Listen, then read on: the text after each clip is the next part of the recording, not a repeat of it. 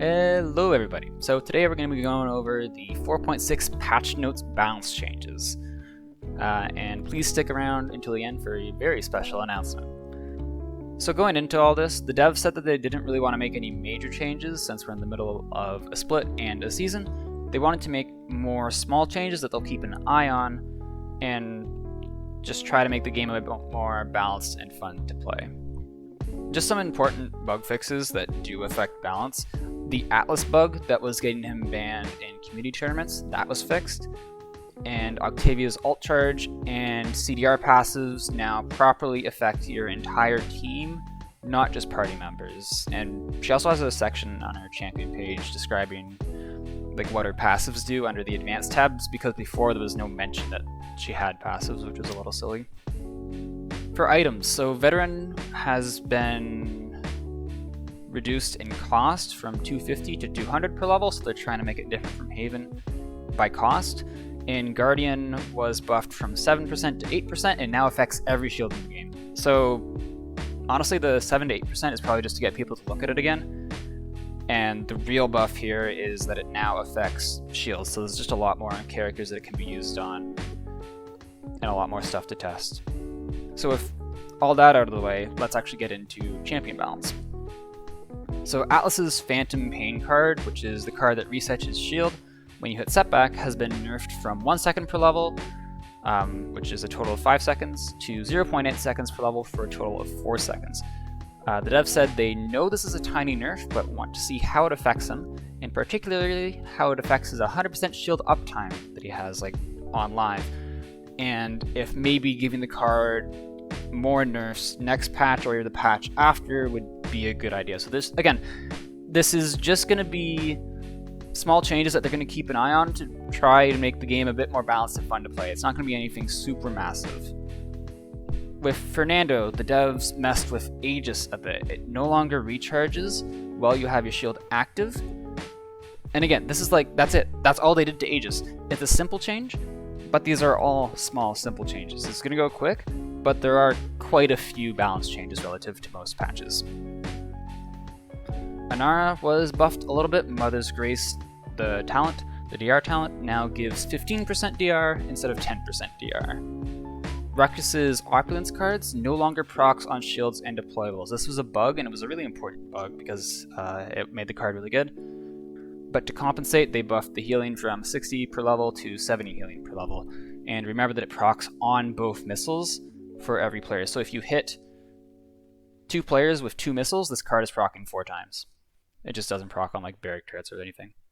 For Bomb King's Uncontrolled card, it was an ECDR card, which is Elim resets your cooldowns. It was buffed from 50% total to 75% total, like Buck's ECDR card. For Cassie, so Cassie got 2 changes. The first is that Megaton was nerfed from 250 knockback per level to 200 knockback per level.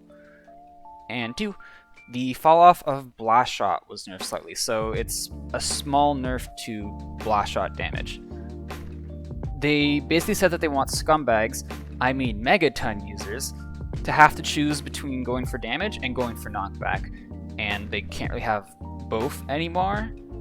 And then the lesser amount of knockback should make it less frustrating. So it is kind of a nerf to non-Megaton Cassies, but it should make her less frustrating overall. For Leon, so she now consumes ammo when she uses her abilities, and if she has no ammo, she cannot use those abilities. And that doesn't affect her ult charge. So this is definitely targeted at Alacrity. Strix's fire rate, I know a lot of people don't like that Strix is getting a buff, but Strix is getting a buff. His fire rate is going from 1 second to 1.1 second. So this is a buff. He shoots faster now. They said that they know he can be a frustrating character, but they don't want him to not exist, and he doesn't really exist right now. He's super weak. So it's a small buff and a far cry from his old 1.25 second fire rate. For Tyra, again, small, simple changes. Her DR card was nerfed from 25% per level to 20% per level, so she can now only have a maximum of 20% DR. For Corvus, so the lockout on his mark was reduced by 50%, so basically the animation is shorter now, so you can like mark and then do something else. There's also, I didn't mention this earlier with the other bugs, but the VFX hitbox and the collision hitbox on his knife now match, and basically what I meant by that is that there's sometimes where you throw your knife and it will show your knife like going somewhere, but then you go to teleport, it won't actually like teleport you to the knife, and that's because like the way they detect where you can teleport and where the art of your knife goes, you are different. So now it's always the same, so this should theoretically eliminate situations where, you know, you can see your knife somewhere, you teleport, and you don't teleport to your knife. For Genos, this is probably the biggest change to the patch. Retrograde was reworked. So this was a card that reduced his heal cooldown by up to 2 seconds. The 2 seconds was added to base kit, so no changes there really, because you were always running this card at 5. Heal is now a 5-second cooldown instead of a 7-second cooldown. And now Retrograde has like, it's sort of reverse grand design. It heals everyone with a mark for up to 5% of the damage that you heal, right? So it's 1% per level. So if you're doing full damage, everyone with a mark is getting an extra 42 HPS, which is actually a lot when you consider that his heal only heals for 180 HPS. And with Binary Star, it's 45 HPS. I'm personally really looking forward to this change. So for Grover, Deep Roots no longer bounces, it just roots. Vine also no longer hits teammates, but this patch right now, it gets caught on them, like you can Vine to them, or it won't let you Vine to teammates, so they can still like eat your Vine, or if you Vine tech to them, it'll just do the animation, but nothing will happen, but you keep your cooldown. So now it just works, it just goes right through them. It's kind of what people wanted in the first place. I think there was just a miscommunication on what people wanted. For Ray, so Ray's ult is now cauterizable, which is a pretty big change. And her heal now prioritizes, this is something that was really asked for, her heal now prioritizes targets based on percentile HP instead of flat HP. Basically what this meant is that sometimes your heal would heal full HP backliners instead of half HP tanks. That won't happen anymore, and also this is expected to happen. This was expected to happen, we knew about this for a while. Magic in the Blood no longer procs on shields and deployables, which is a pretty big nerf, and is going to be annoying to get used to, considering we've been playing with it proccing on shields and deployables since her release.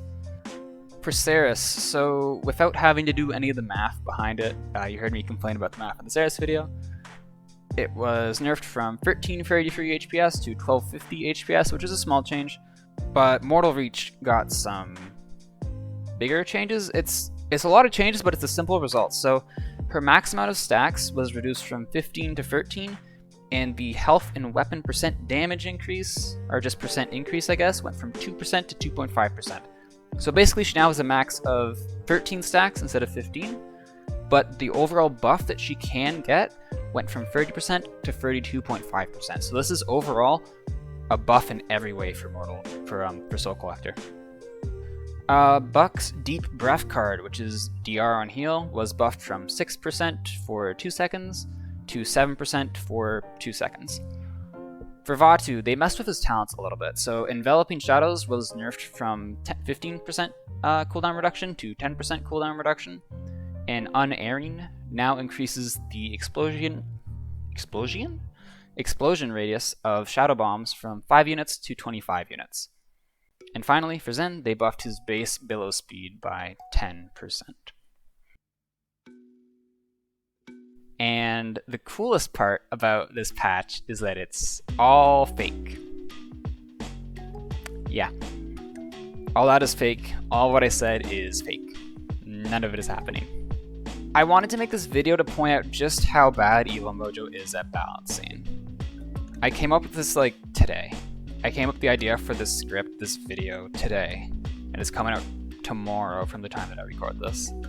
And I think all the balance changes are pretty good, and I tried to avoid like anything spicy, tried to make things pretty generally well liked, and tried to avoid things that I wasn't unsure about. So like these aren't, you know, reworks on a massive scale. They aren't like super time consuming to make. They're not really spicy. They'd be good for balance. They could happen. But Evil Mojo isn't good at balancing. The only one that I may be iffy on is the Leon ammo change, because that could like maybe make her feel bad to play, but the community wants a nerf for this character. They don't have fun playing against her. And then Evil Mojo could like, if this is a bad change, then Evil Mojo could test it out by doing playtesting, which is just a resource I don't have access to. And also I used Steryl's tier list that he made, because the community's opinion is important. Almost every character above or below B I talked about. But yeah, I hope you're more angry at Evil Mojo for not making these changes than at me for baiting you guys, which, sorry about that. But if you actually do want to watch the 4.6 patch notes show, it's tomorrow at 12 EST, I think. I'm doing a watch party, so come see what changes Evil Mojo actually makes. And if you're watching this video after the patch notes show, I have a real summary, which should be like somewhere or in the description or something, and the patch notes will also be linked in the description. Hope it's a good patch.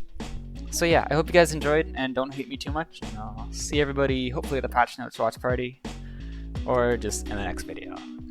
Bye bye.